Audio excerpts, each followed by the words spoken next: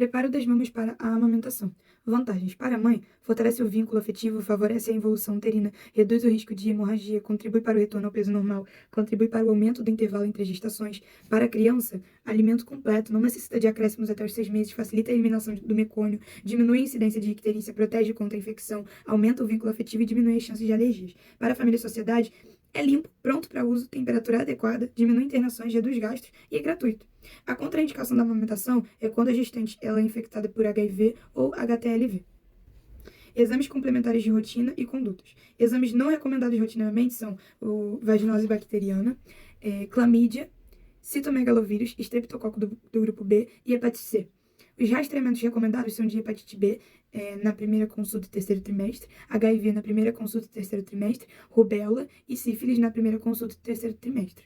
Ecografia obstétrica é solicitada quando houver dificuldade para determinar a idade gestacional, caso de intercorrências clínicas, casos de intercorrências obstétricas, suspeita de gestação múltipla, suspeita de restrição de crescimento intrauterino e pode auxiliar nas malformações fetais.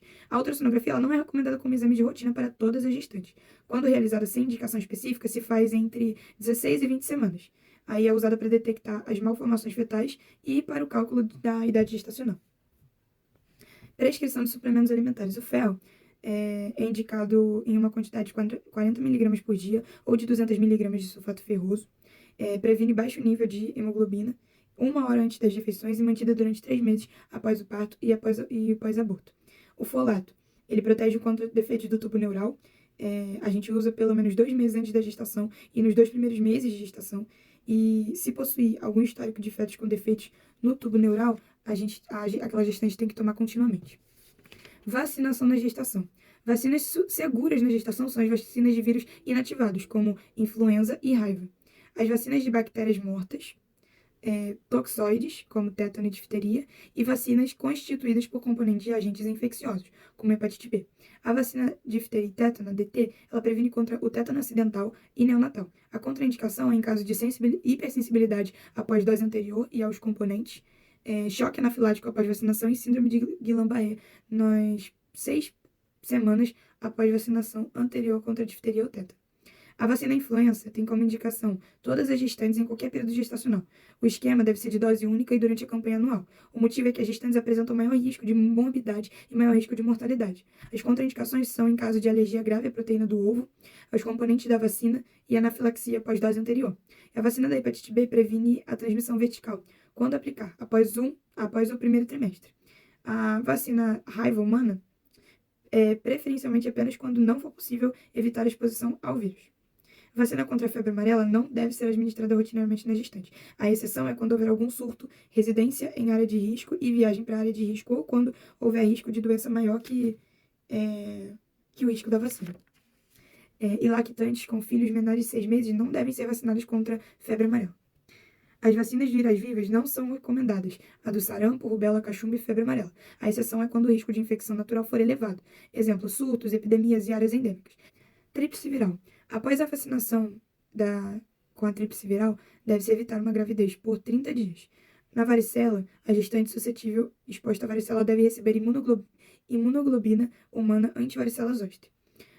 Aspectos emocionais por trimestre. No primeiro trimestre, a gestante ela tem um sentimento de ambivalência, onde ela fica naquela sensação de querer ou não estar grávida, ansiedade, dúvidas sobre a gravidez, medo de abortar, oscilações de humor, vulnerabilidade, irritabilidade, sensibilidade aumentada e sensibilidade emocional. No segundo trimestre, há uma diminuição do desejo sexual e é considerado o trimestre mais estável emocionalmente. No terceiro trimestre, a gente tem uma intensificação das ansiedades, medo do parto, medo da dor e medo da morte.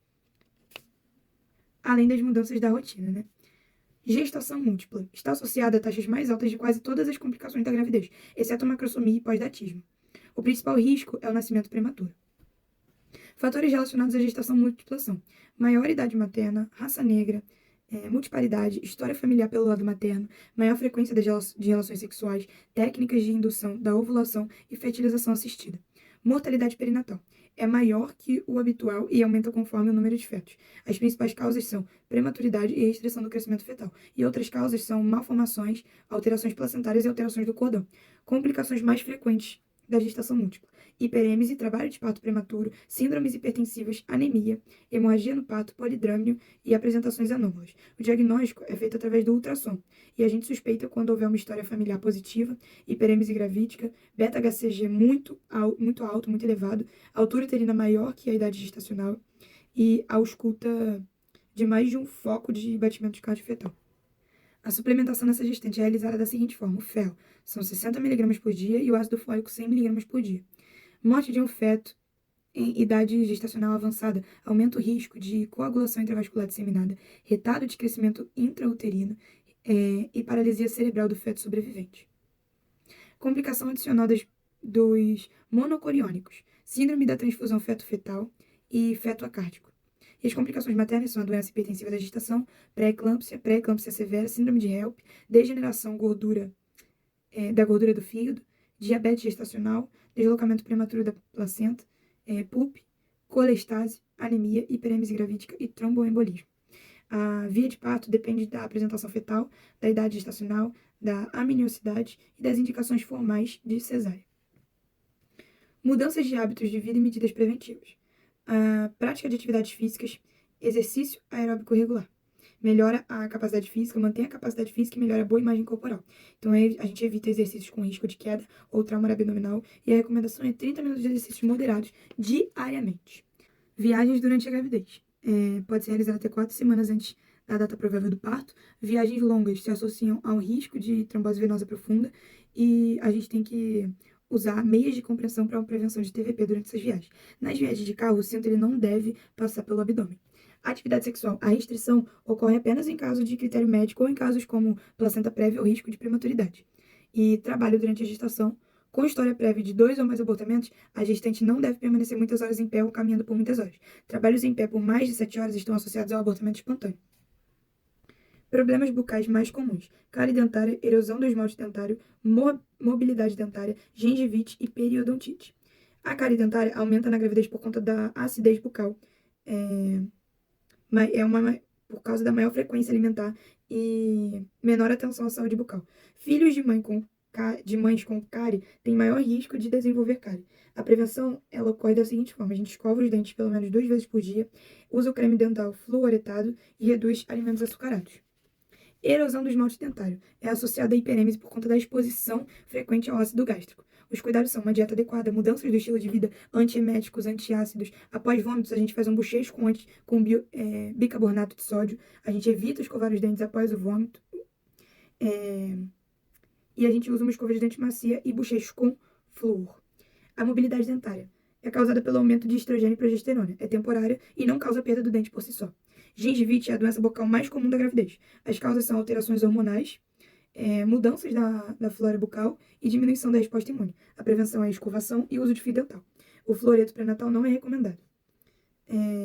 Periodontite é a inflamação destrutiva do periodonto. A consequência são as citocinas, prostaglandinas e interleucinas, que pode estar associada ao parto prematuro e baixo peso ao nascer. Os medicamentos seguros são o xilitol e clorexidina.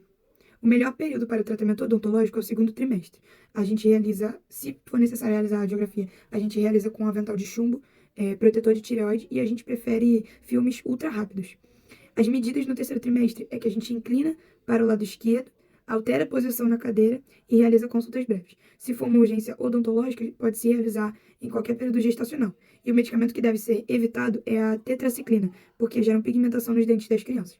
Os sinais de alerta da gestação são o sangramento vaginal, dor de cabeça, transtornos visuais, dor abdominal, febre, perdas vaginais e dificuldade respiratória e cansaço.